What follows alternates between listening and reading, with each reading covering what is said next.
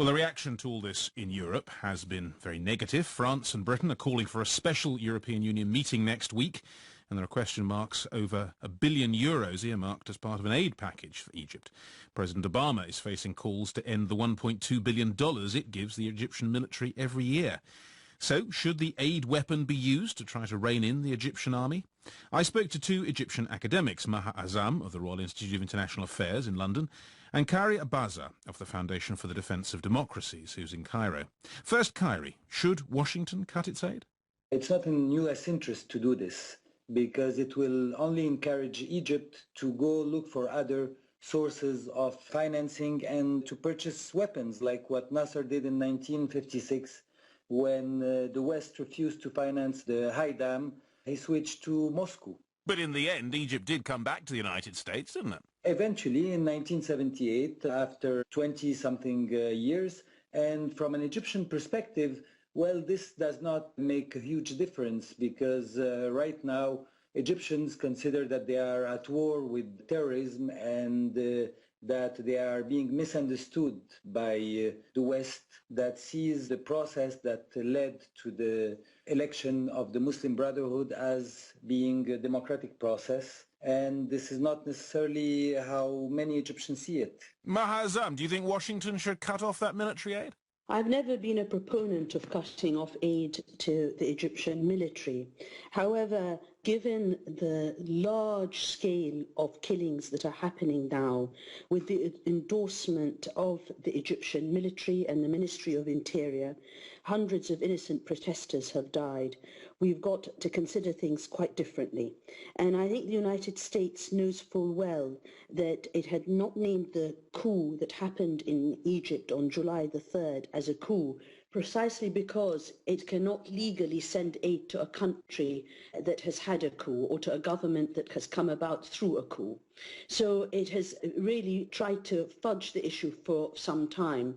But in reality, given what's happening on the streets of the cities and towns throughout Egypt in terms of protesters coming out and being shot at in the head and the chest, what we have now is a crisis in terms of human rights, ultimately crimes against humanity, you could say, and the United States and others need to take a stance over the issue of any kind of aid or weapons going directly to the Egyptian military. But it's one thing taking a stance, it's not actually making a difference to anything. I mean, it's not going to change the Egyptian military's actions overnight. They're not going to say, well, if the US cuts off military aid, we're going to stop shooting protesters, are they? No, but it is partly a moral duty, I think, in terms to stand by the values that the United States and others uphold. The democratic elections were overturned in Egypt, and it may well have a very serious effect on the Egyptian military. It is the recipient of $1.3 billion in aid from the United States. You can say one of the Gulf states can recompensate them for that, but it's more than that. It's a matter of prestige, it's a matter of joint exercises, it's a matter of the United States being the most important ally of the Egyptian military. The Egyptian military doesn't want to be isolated. It doesn't want to be isolated from the United States or from the European Union or others. It doesn't want to be a pariah state.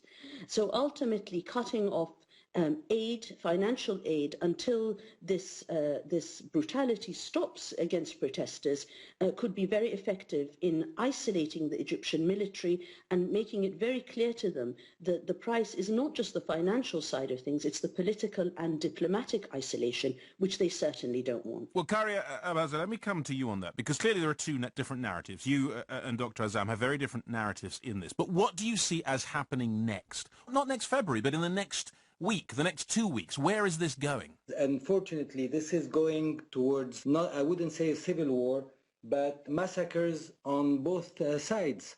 So the only way out of this crisis, if we want to avoid massacres, is to have the Muslim Brotherhood engage in a political process. All right, let me come on to Dr. Hazam finally. What do you think will happen in the next few weeks in Egypt? I think the situation may well escalate because we have a military regime that is bent on claiming that the Brotherhood are the only force that is opposing them and that it is armed and a terrorist group. The violence we're seeing now reflects that there's actually no parity at all. We have one side, the military with its helicopters and its snipers and its ammunition and its security forces, killing innocent protesters. And the protesters will keep coming out over the next days and weeks. I don't think they're going to give up. Now that the democratic process has been overturned, I think they feel that street protests may be the way of confronting the military once and for all. That was Maha Azam. I was also speaking to Khairi Abaza there. Well, we can now go